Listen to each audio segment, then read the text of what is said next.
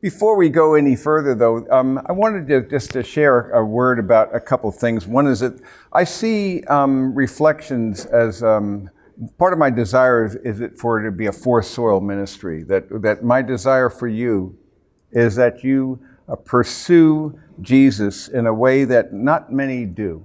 And so an aspiration, the very fact that you're here shows that you have an appetite. And a lot of it comes down to your appetite. What do you seek? Remember that basic statement that Jesus asked, the question that I want you to raise again and again, what do you look for more than anything else right now? What do you long for? And then the secondly is, who is he to you right now? And I often, by the way, I populate that with a vision of this, by the way. When I think of who is he to me right now, I use this little chart because there's a lot of answers to that. He's the brightness of the Father's glory. He's the mighty to save. He's the morning star. He's the Redeemer. This is a good way of worship, you see, this sort of a thing. And then what's the third question? What's the third question? Do you love me more than these? And is there any rival to your affection? And that's one of the characteristics of the forced soil, is that they have such an aspiration and an appetite that nothing less than him will serve, because you were meant for nothing less than the trans-temporal and the transfinite. Any other good in which you fix your hearts, it'll let you down and be a dumb idol. But when I added this part, which was only a recent thing, I realized something that was very important for me. We and this planet will not see that impact. That's hidden impact. Most of your life is going to be hidden impact. What you think your greatest accomplishment may be completely wrong from God's standpoint. Because you see, it's not a question of a big splash from a human point of view. Rather, it's actually the things that are pleasing to him. And so it's this good soil that multiplies 30, 60, and 100-fold. Yet my claim is that the good soil is a very small number of people on the whole. And I want you to aspire to that, because you see, you become like that to which you aspire. You conform to your aspirations, to your desires. So you ask yourself again, what do I aspire to? What do I long for? I want us to have aspirations. I want us to have strong aspirations instead of anemic aspirations. Most people don't want enough. And they don't want enough. And therefore, they not only have anemic aspirations, but they also have, as I say, sloppy thought lives. Because they do not want something enough to say, this is what I'm going to do and this is the price I'll pay. And because of that, then they have flabby wills because they haven't exercised them. And these are people who are anemic in their spiritual life. I want you, in your own journey, to be a man who is distinctively manifesting the fragrance of Christ wherever you go. That to me is a very critical theme. And I've just been thinking about that because of the idea of being I'm thinking of reflections as more of as a kind of a forced soil ministry. But in doing that, then that's one of the reasons why I'm inviting you to invite others to the group and to have an intergenerational impact as well, because I think that God has given you and implanted you within an arena of influence. And it's always for a purpose. So you ask the question, why is this person in my life? And I often now find myself asking the Spirit to guide me about a person, whether I should give him this or invite him to that or do this other thing. So I want you to be Spirit-led. Don't invite someone here unless the Spirit prompts you to do it. But on the other hand, listen to the words of the Spirit and discern. How can you have an incalculably diffusive impact on others' lives? But you won't be able to quantify it in the metrics of the world, which is, remember what they are, as Dallas Willard put them, the ABCs? Attendance, buildings, and cash, ABC. Or the 3 Bs, buildings, budgets, and body count. Or nickels and noses. We love to quantify and count and control and compare and compete because we like that. We don't like ambiguity. But you see, Jesus is calling us to a quality of life that cannot be quantified, can't be measured. How is there a discipleometer? There's not a lovometer. You know, how do I know? I'm particularly frustrated by the positive commands. The negative ones, you know that you're pretty well, you're doing them or not. The positive commandments, I don't know about that. Ambiguity. Husbands, love your wives as Christ loved the church. How am I doing on that? I can't quantify that, you see. So I'm in relationships committing myself to a measure of ambiguity. And that's very, very different from the world. And so from a perspective, because I'm going to be telling you a story today about Elisha and about the Sumerians, and about the whole process of how a thing can be seen from God's perspective, or how it can be seen from a human perspective. And so let's go back to our passage here. We're going to 2 Kings 7, and this is where we left off a couple of weeks ago as we go back and forth Old and New Testament. And so when we go back to that, let me just go back a little bit earlier there, because you see here, open his eyes. So when Elisha is actually challenged by the Arameans from Damascus, he was able to know exactly what they were doing at all the times. And so they then sent men to take him in the city, and he was in Dothan. That's where Alabama, I think, gets its city name, that city, Dothan. I'm just guessing. But the idea, he's in Dothan, and so he sent horses and chariots and a great army, and they went by night and surrounded the city. And you recall, then the attendant of the man of God's risen early, and an army, horses, chariots, was circling the city. The servant said, "Alas, my master, what shall we do?" And that would be a panic mode, because you see, you're surrounded in this small little town, and you're surrounded by these armies, and they've come to kill you. And so two things that I see that are striking to me, and then they relate to our text further on today. He says, "Do not fear. Those who are with us are more than those who are with them." Now that is a truth right now, for you right now. Even though you cannot see the spiritual war, it's there, it's palpable, it's very real. The warfare against the world, the warfare against Satan and his angels, and even the internal warfare with the flesh. We have these three battlefronts. One's internal, the other two amplify the internal one. So we're always in a warfare, and if you don't acknowledge that, you're going to be very vulnerable unless you use the weapons of the warfare. Elisha was a man who understood those weapons and practiced God's presence enough to realize, I don't need to be afraid. Because you see, God's never out of control. It's not like God saying, "Oh my, I didn't think about that." So what, you're going to bite his nails and hope that this guy's going to get there in time? He's not that way. And he knows the hearts of men. And so we can have a robust certitude that with that knowledge, even though things may fall apart in our own lives, yet it'll all be well. That God's going to redeem, as I say, what he allows. It's a very important principle. He will redeem. He will allow that for a purpose, and you will be transformed, and it'll be painful. He didn't say otherwise. He said, if you follow me, you're going to be vilified by the world. You're going to be finding opposition. It's through many tribulations that we enter into the kingdom of heaven. But on the other hand, we realize that it is this pain that pulls us away from our own autonomous arrogance and makes us radically dependent upon Jesus, rather than our own independent lights. We realize we can't control a single hour of our lives.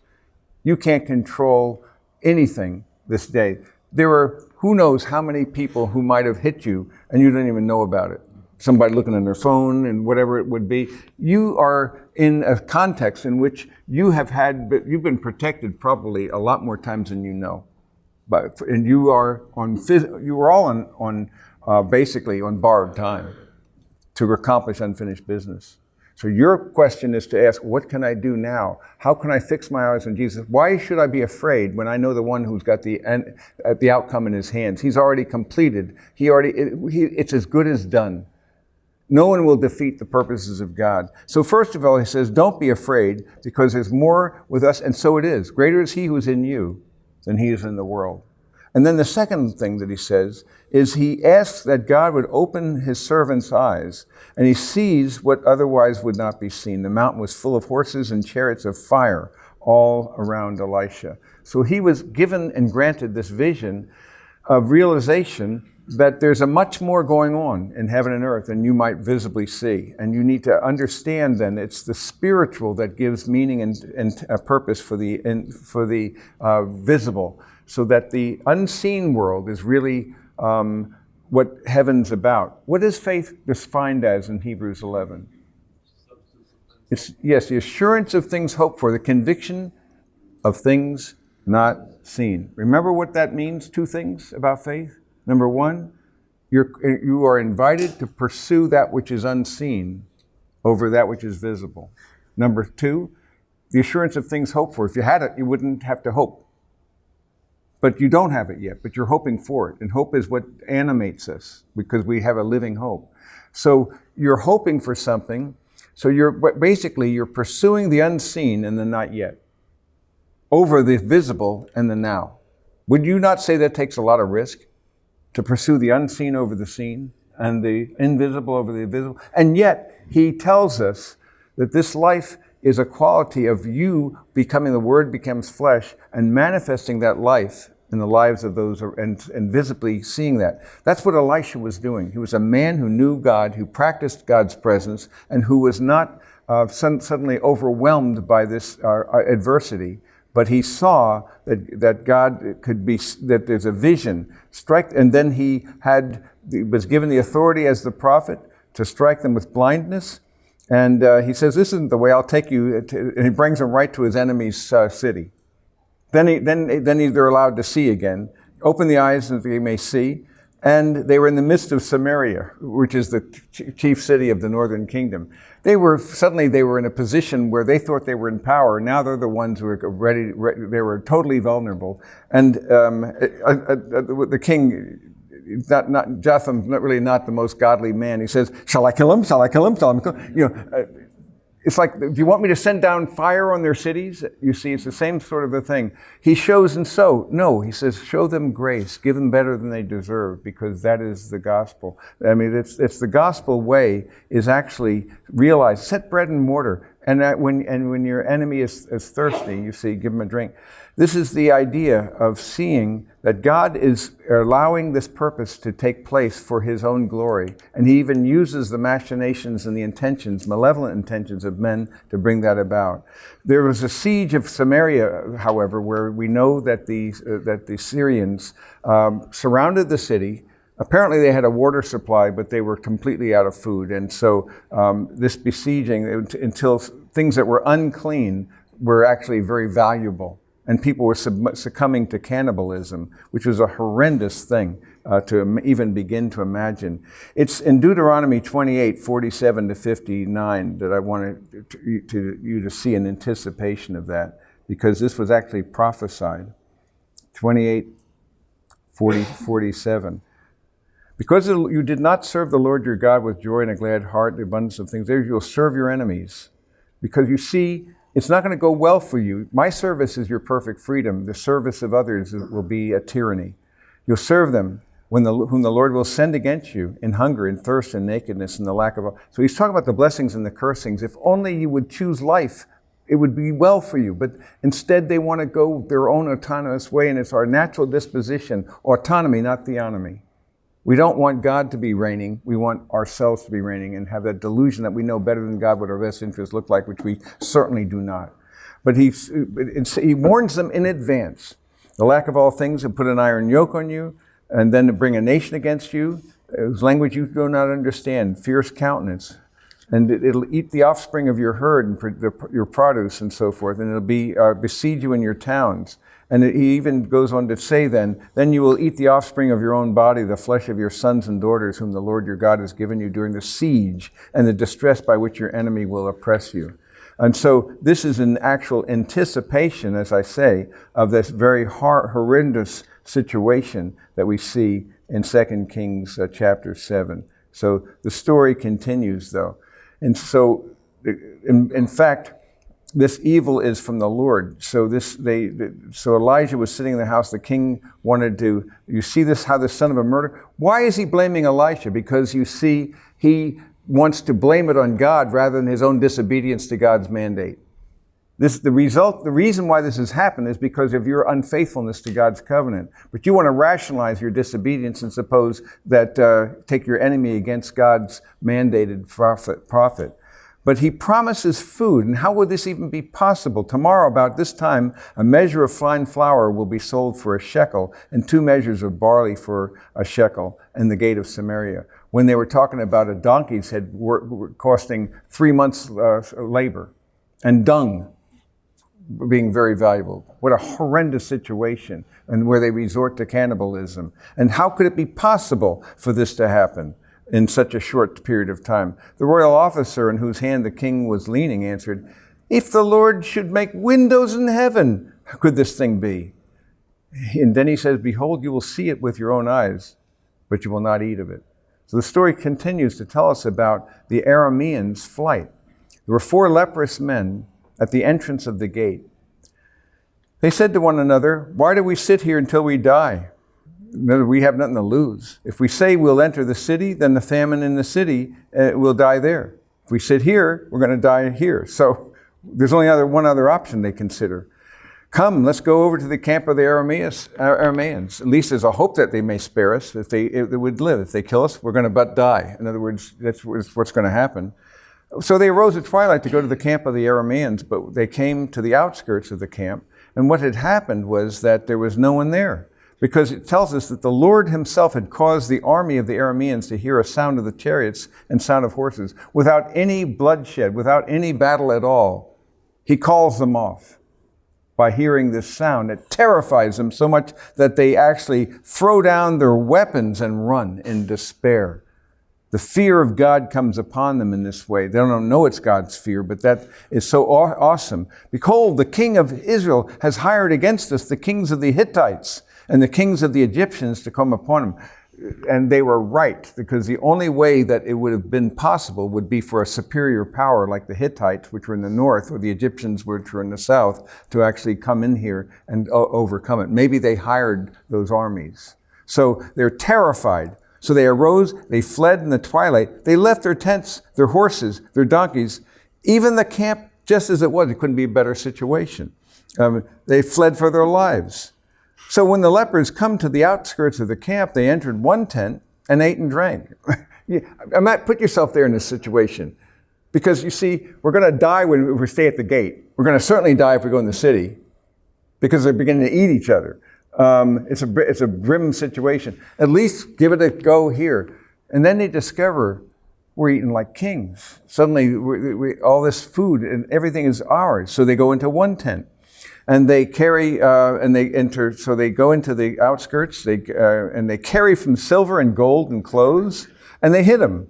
Then they return in another tent and carried and hid. How many times we're going to do that until they finally say to one another, we're not doing right.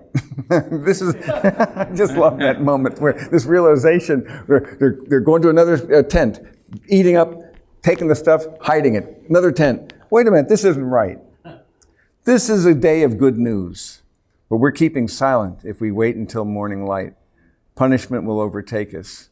So they realized this is something to be shared. This is a thing that ultimately would be from God, because he has made the provision for the very thing that Elisha promised that would have been impossible in any other way. Not only did his enemies leave, but they left all their provisions behind, all their food, all their provisions.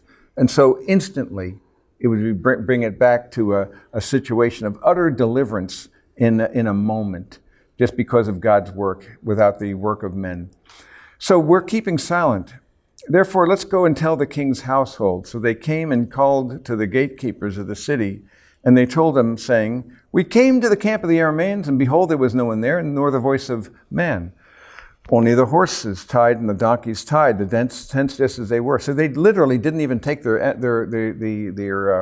weapons. They didn't take anything with them, not their food, their horses, their donkeys. So the king arose in the night and said to his servants, I will now tell you what the Arameans have done to us. They know that we're hungry, so they're going out from the camp to hide themselves. And then when they come out of the city, we're going to capture them alive and get to sit into the city. That's what they're planning to do.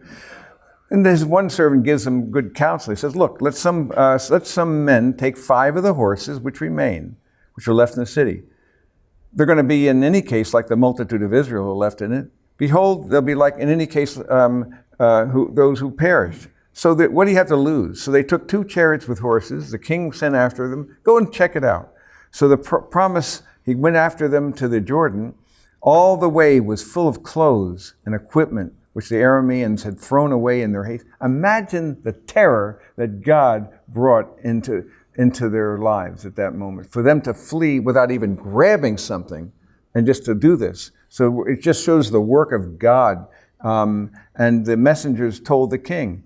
So here, obviously, as soon as they heard that, everything was reversed. And Elisha's word which seemed impossible fulfillments, even if the windows of heaven were full, even if we were provided for, it wouldn't be.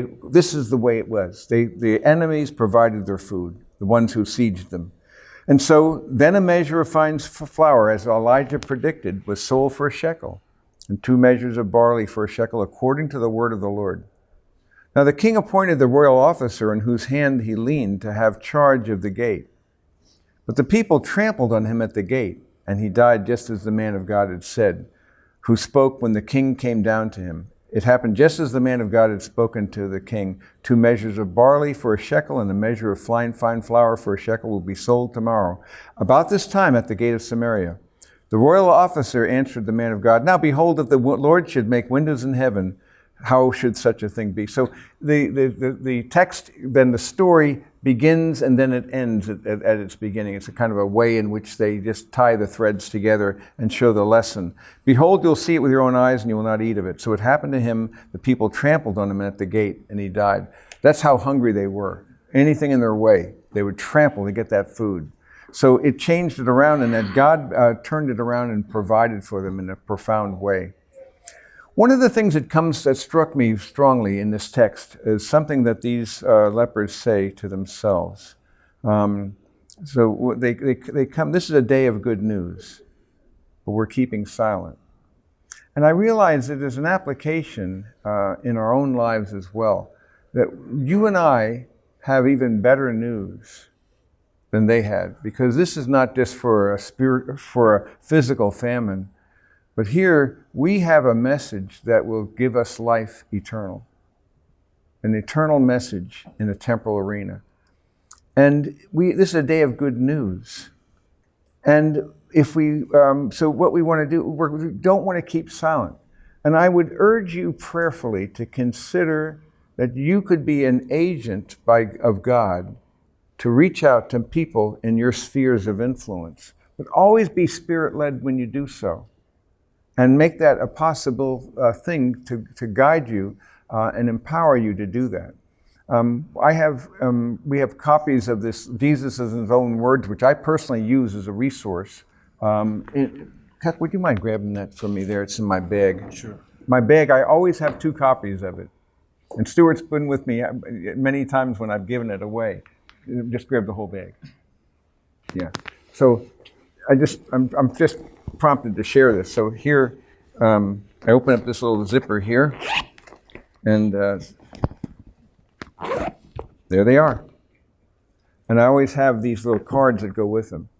And I'm just throwing this at you because I believe every one of you can do the work of an evangelist. And most men say, I'm not suited for that. I'm not really good at that kind of a thing. I have now, I have found that this thing has, and some of you have also found that this is a thing that just reveals the words of Jesus. Very short chapters, very, very simple, very attractive. And what it does is it gives the words of Jesus without any jargon, Christianese, and after Jesus' words in red, and then the commentary only clarifies and contextualizes it. And I'll sometimes appeal to a person's pride because you owe it to yourself to make an informed, intelligent decision about what you're going to do with Jesus. After all, most people's knowledge of him is second and third hand at best. Am I right? Most people haven't really read the gospel accounts. And so when that comes to pass, I at least say you owe it to yourself to have a more informed understanding of what he himself said. This releases that for you. And then you can make a more informed decision as to whether you reject him or receive him. To ignore him is not an option. One who claimed to die for you and you just ignore him, that's to reject him. You don't have an option. It's an uncomfortable position. I want people to be there. But I appeal to their intellectual pride because at least they owe it to themselves to make an informed decision by primary source rather than secondary source. And these are the gospel accounts that tie it together. So it's a resource I use, but whether you use that or not, I'm just suggesting here that God has put you and planted you and given you a sphere of influence at work, your family, your neighbors, the people that you have hobbies or you engage in hobbies with or work out with or anything of that sort. And I'm asking you, this is a day of good news. And this is a time where there's less opportunity for people now than ever before to really hear this message well and clearly, because we have this din of crazy voices and so forth. This is an opportunity for us to at least process, how can we become conveyors of this good news? So I really want you to give that thought consideration as that resource, or another option is to have a Gospel of John. Because if I can get a person to read the Gospel of John, I got them right where I want them. You see, because at least you can. So if I appeal to their pride, at least it's something that I want you to consider. Let me get your thoughts on that and about this text itself.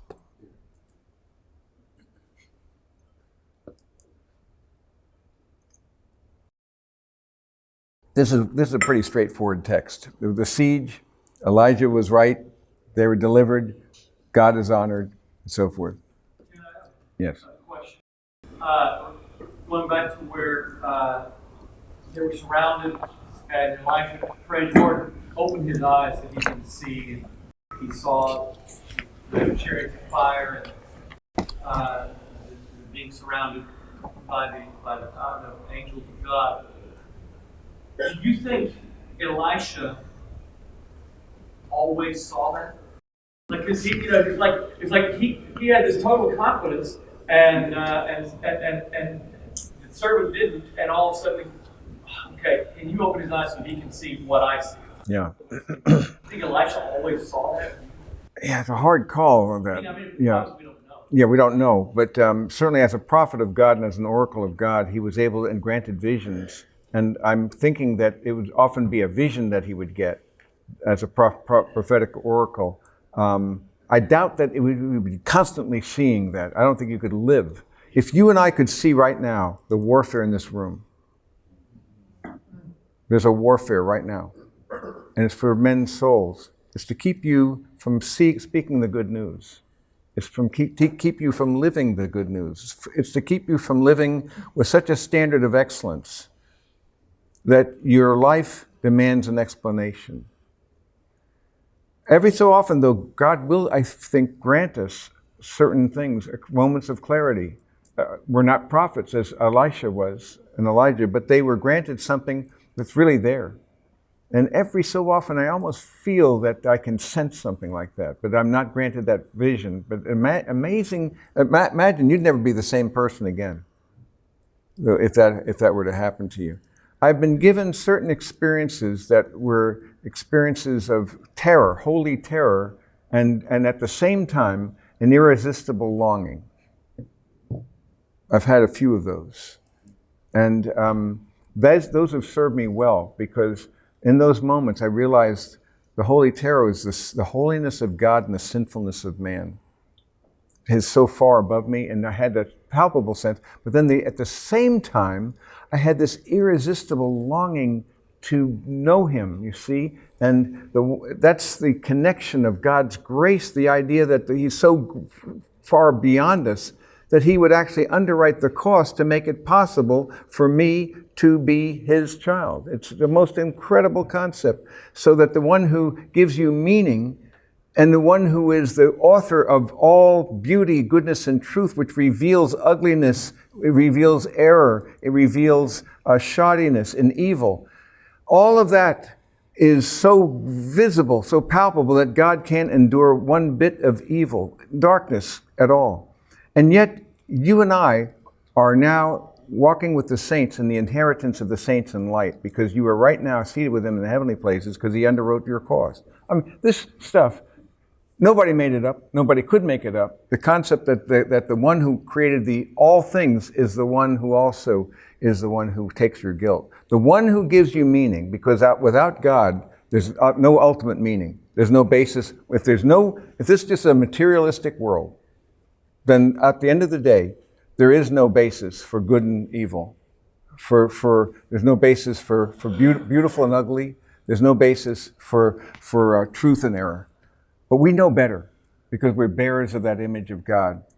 And nothing less than, but the concept that the one who gives you meaning is the one who took your guilt. That, I want you to chew on that, because he's so transcendent, so beyond us, that he is intimate with us at the same time. I marvel at those kinds of things because of the glory of God that becomes so evident that it's astonishing. It was a question. Okay. Speaking of moments of clarity, the other night I had over dinner a drink. I actually had a moment of clarity of vision. My team, we developed this new model to affordable housing that will produce greater impact and deliver investment returns and achieve my calling, which is changing lives, but then lifting up low-income families and communities across the nation. But I was communicating this to a guy I used to work with back at TNA Credit, managing director who now runs his consulting firm, and he wants to assist us. And I called him back. Actually, I texted him, and part of the clarity that he was thinking through this, and I was, how to articulate this, was that there's nothing special about me. The Lord gave me this place and position and this vision, and this other center purpose. You can relate that to Einstein, as brilliant as he was, not to compare himself, but he didn't invent. What he did was discover equations to think about the magnificence of God. Einstein didn't invent any of that. He discovered equations that describe relationships that our Almighty God invented. And that just speaks to the almighty power of the Lord. Well, the fact is that he could see the mind of the Maker to that degree. He was. I think, as far as I can tell, he was more of a deist but at the same time, although you never know what happened at the very end, but the point is that he knew that there had to be something, that there was a supreme architect, a mind behind this. He understood that much. And that to me, the more you learn about the created order, the more you begin to behold that. But the concept then, that if you were just left to the creation itself, it'd be overwhelming. And frankly, the more we're learning now about this, it's beyond our imagination. But the concept that one who holds that together is also the one who pursues you, who woos you, that he's a person. Ultimate reality is not just a power, but a person, is just so incredible. And that we are image bearers. Moreover, that he's adopted us into his family, that we now have a purpose.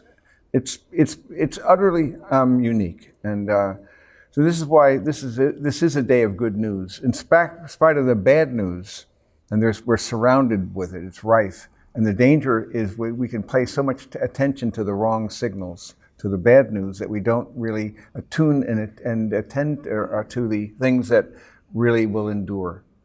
So it's understand the times, but also be a man whose hope is not in this world, but in the one who made it, the one who pursued us and woos us. That's important to see, yes.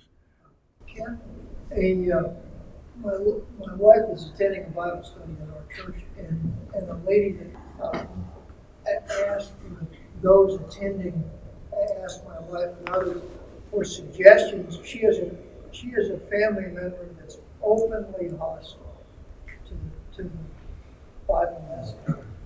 What Campbell resource would we put in their hands and hope and pray that there might be some opening?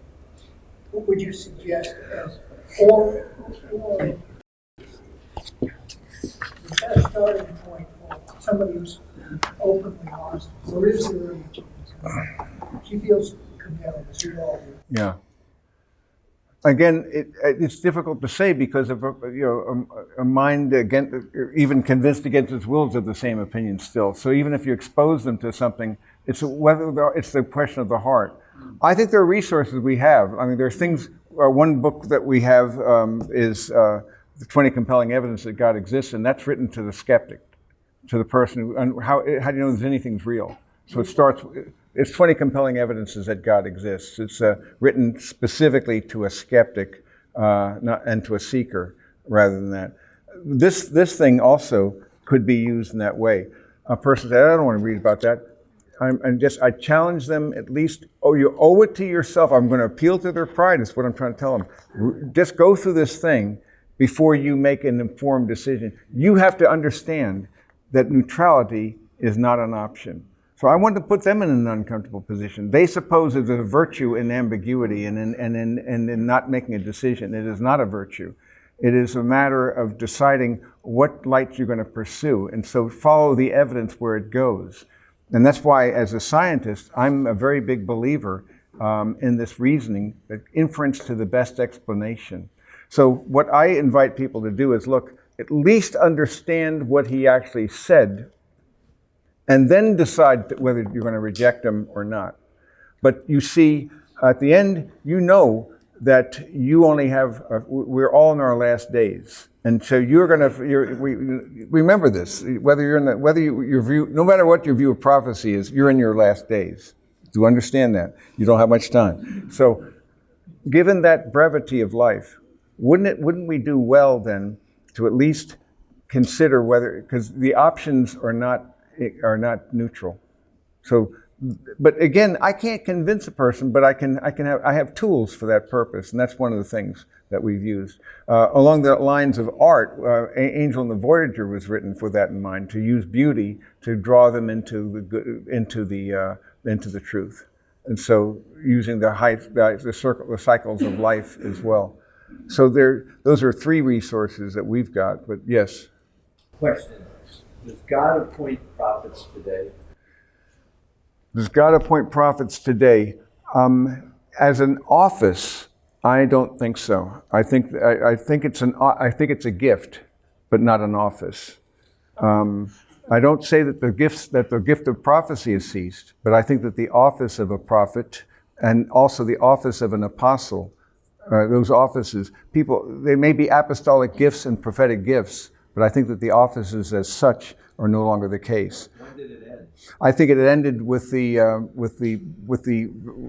canon in terms of the prophetic oracles, that as the canon of Scripture was being written, but then ultimately, once God's word was complete, and I think there was no need now for a prophetic, because it was founded in the apostles and the prophets. That's the foundation of the church. The superstructure builds upon those unchanging truths that go back to the first century.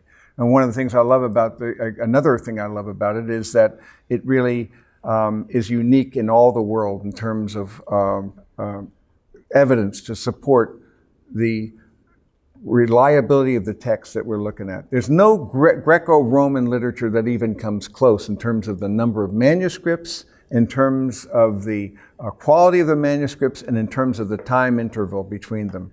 Nothing's even close. So they would have no problem in believing that what we're reading is really Plato.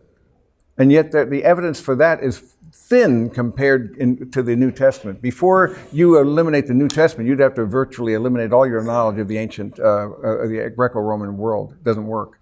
So really, there's a unique position that we have. But during that time, though, God then authenticated His word, and it was recognized by men and women of God. There was a kind of the transmission and recognition of the text, and then the church in its councils then confirms those understandings. But it had to be apostolic origin, number one, the scriptures. Secondly, it had to be apostolic time. And third, it had to be apostolic doctrine. Those three. Those are the marks of a canonical book. If it didn't have an apostolic connection or doctrine or time, it had to be first century.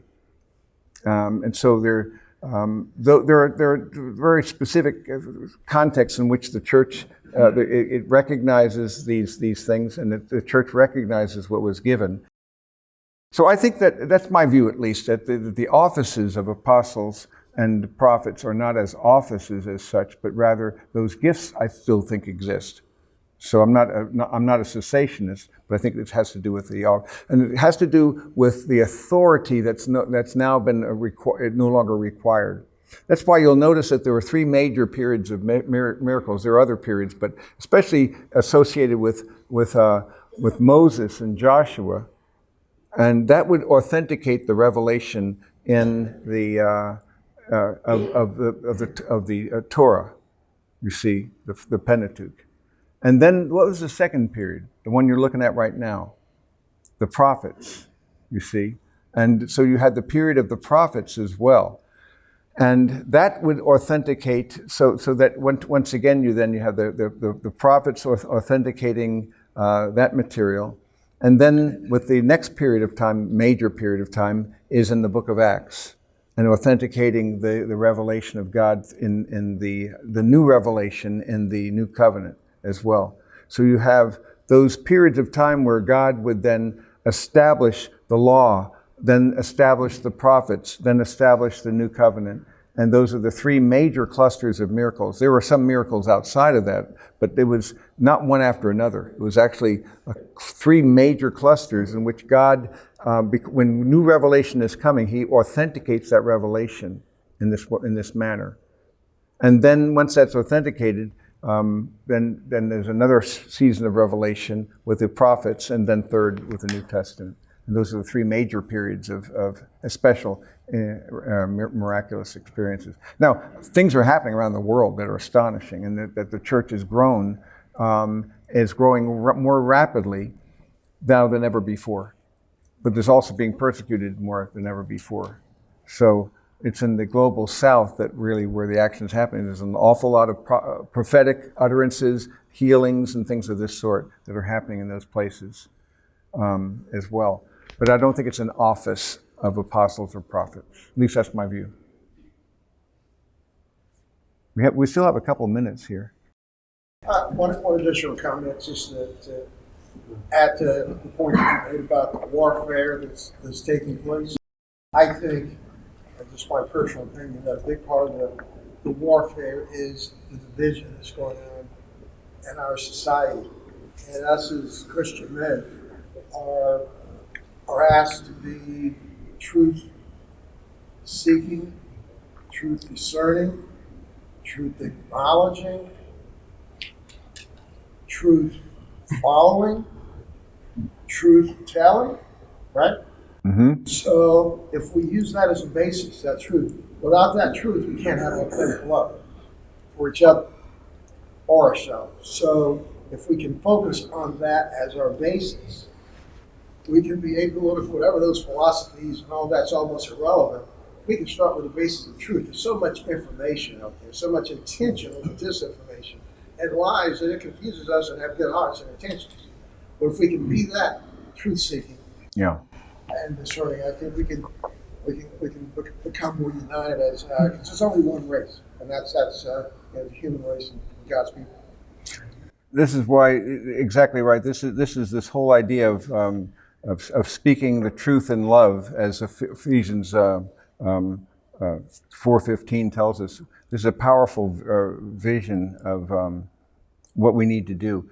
The combination of truth and love. Again, there are some churches that are very strong on truth and very weak on love. Very doctrinaire. Other churches may be very strong on love, but kind of sloppy in their theology. Strong on love, but having both, they go together. And so it is with you and I, that you and I are meant to become more and more in our walk and in our expression who we are in our position in Christ. Remember this image here, that this is what I now see more and more that we're called to understand. It's more like Rome in many ways than ever before. And it was a crooked and perverse generation. And so it is. But that's, understand the culture, but not being bound by it. Understand, you know your times, but you don't want to be defined by that. And we want to set your mind, we're commanded to do those on the things above. So that's whatever is true and right and honorable. So we live as men of character and calling. You're blameless and innocent, that nothing will stick an accusation. And you are a light in the world, and you're holding fast the word of life. So to me, that knowing your character and your calling is a pretty essential thing. One other thing that comes to my mind as I think about this concept is I'm very big on this concept of loving, learning, and living well. And this is a thing I gave you before. I want to reiterate this as well. I really want you to take these few verses, 6 to 9, 6 to 7, use that until you get to the point more and more as you become less anxious by giving it back to God. In a world of anxiety, people are focusing on the wrong stuff. So first of all, you start with your heart, with a prayer, and if there's anything that's an anxiety, you give it back to Him until finally you realize that you can train yourself to leave it up there. And after a while, you use your emotions as diagnostic tools. But then this part here this part, 4:8, is often overlooked.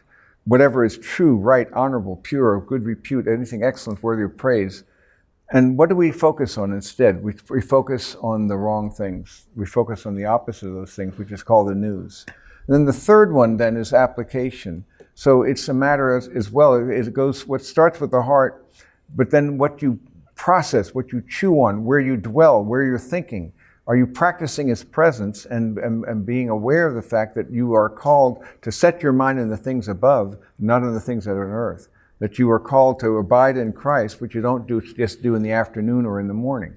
You're called to walk by the Spirit, which is an ongoing process. You're called, whatever you do in word or deed, to do all in the name of the Lord Jesus, giving thanks through Him to God the Father. You're called to pray, to rejoice always, pray without ceasing, and everything give thanks. And it goes on. Every one of those is an ongoing practice that most of us take as an option. I think that they're commands. And so if it tells me to set my mind on the things above, where Christ is seated at the right hand of God, set your mind on the things above, not on the things that are on earth, for you have died and your life is hidden with Christ in God. What does that mean? It doesn't mean that you're ignorant of the earth, but it means that you're setting your mind on the things above that interpret your understanding of the news, understanding of your times. You know your time, but then you also know you are called to be where you are. And you and I have been granted this extraordinary time. I don't think I would have chosen another time to live myself. I have been very blessed, and so have you. When and where, and you weren't smart enough to choose that. You see, and you realize that you are here, and you are in a mission, and He's prepared good works for you, which already. So our call is to get in on what He wants us to be and to do, and how to live in this day, in this moment. And I think this day is an opportunity for us to do something that's going to endure forever. And that is why it's a day of good news. It's a day where we can share that good news. It's a day where we can live that good news. So it's not a matter of just wearing it on your sleeve. It's a matter of wearing it in the way you pray for people, love them and serve them, which you can do with anybody. So part of it's to be winsome, to be compelling, to manifest the life of the Spirit, and to be a person then who exercises that quality of the Holy Spirit. Because if such a person then is of quality, is a person who is transformed by these truths. And I think that becomes an incredible thought that we have here. So I've told you before about the idols of this world, and that the need for us is, and that some people are drawn, this person, blue person, this is his range. We all have them, but there's different degrees. Position's not a big deal with him, pleasure is. With this guy, positions a little bit more. With this guy, positions more, by far, pleasure is not a big deal. But the fact is we all have a flesh signature. But you and I are called to, you'll never get love, joy, and peace by pursuing these goods. And my claim is that when you have the fullness of the Spirit, when you are pursuing not these idols for destruction, but rather the fruit of the Spirit, when you're manifesting that, you become a person who's attractive. People want to be around someone who manifests love, joy, peace. Do they not? There's a quality of Christ-likeness about you that actually is winsome and draws and compels, because you are now known more and more for what you are pursuing than what you're against. So that you're now, again, that good news. So you are an agent and a sign of the kingdom of God. You are an agent in this world. Yes. Give us a magic everyone. Your website is extraordinary library of resources, growing and walking in the Spirit. And one, about a dozen 40 affirmation sheets, 8x11 double-sided, laminated. Oh yeah. It is awesome that you make these confessions and petitions about yourself to the Lord. It's just an extraordinary piece of writing. It has a grommet and a suction cup, so it's power in the shower or hope in a rope. Oh, yeah, yes. Oh, that's smart. That's smart. Yeah, I love that laminated thing. Lewis? I was just going to say, Elijah letting the enemies of the people see the universe as it really is. On the spiritual side, I was analogizing that, but that's what's going on right now. The complexity, the diversity, the design of the universe is opening up to the skeptic. And I think much as painting the screen, they're just running away with their ears covered and, they're in holy terror. They don't know what to do. Yeah, actually, you know what they're doing? They're screaming in terror at the implications of science and technology. Because you see science and technology are revealing, like force multipliers, the glory of God in ways we could never have dreamed in the micro, midi, and macrocosms. And I just love that because that's the sound of God. That's the voice of God. It's the mathematics of God. It's the universe of God. It's the one who made all these things. And yet, at the same time, the lover of your souls. It's an astonishing thought. It really is. I love that. He's both near and yet he's far. And so we embrace that truth that we are now beloved children of God. And that's a great and glorious thought.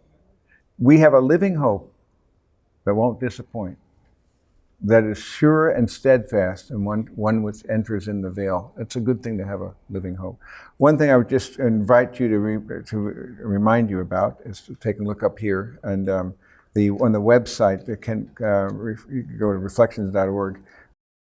But what you have here is the Cove. I want you to all give it some consideration to come and join us on an event that's going to be describing what does it mean to flourish in times like this. Flourishing and at a beautiful facility. It's an extraordinary time.